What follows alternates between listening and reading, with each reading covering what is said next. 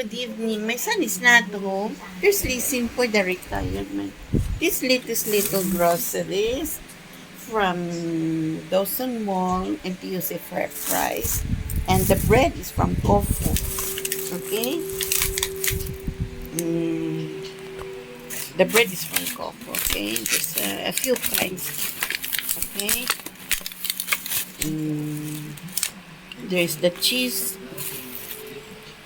onion roll, cheese onion roll, and milk crumb bun, and in the April 19, 2026. And there's some cheese bun, okay?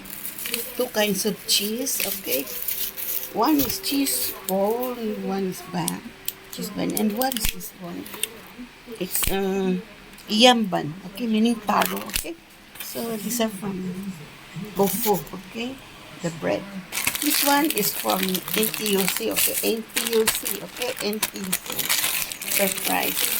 Just a little juice, mango juice, vegetable, and some chicken, lunch meat, okay? So enjoy, folks. Bilis ito, okay? Enjoy, folks. Sa ating vlog, latest little grocery, okay? Enjoy! April 19, 2026. Enjoy Singapore.